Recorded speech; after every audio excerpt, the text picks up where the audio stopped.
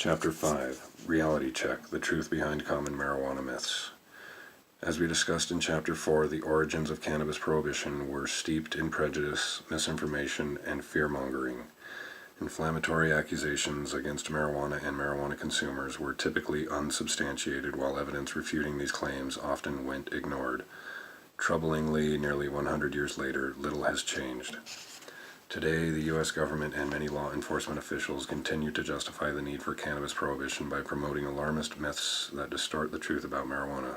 Some of these distortions, such as the claim that pot smoking is linked to violent and psychotic behavior, date back to the reefer madness era of the 1930s. Other myths, like the claim that today's cannabis is highly addictive, are more recent yet equally specious. Nonetheless, this propaganda serves as the basis for the criminal prohibition of marijuana today. Therefore, what we intend to do in this chapter is to provide you with an advanced course in the truth about marijuana. In the pages that follow, we will dispel some of the more prominent myths about cannabis by providing sound scientific health, criminal justice, and economic data.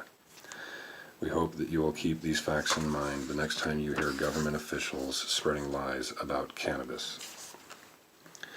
Myth. Today's marijuana is significantly stronger and thus more dangerous than the marijuana of the past. Quote, "We're no longer talking about the drug of the 1960s and 1970s. This is pot 2.0. John P. Walters, U.S. Drug Czar, 2001 through 2008. This ain't your grandfather's or your father's marijuana. This will hurt you. This will addict you. This will kill you." Mark R. Truville, U.S. Drug Enforcement Agency Chief, DEA Miami Division.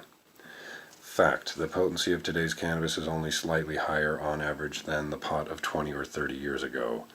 Marijuana's increased potency, however, is not associated with increased health risks.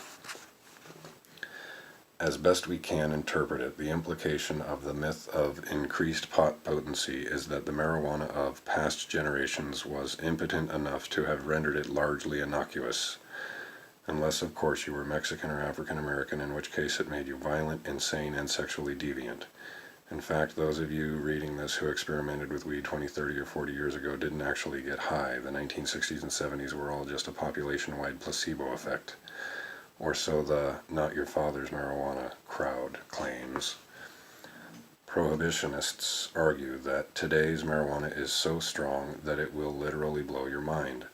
Never mind that police and lawmakers made these same dire claims about the suddenly not as dangerous as we once said it was pot of the 1960s and 70s. This time they really mean it.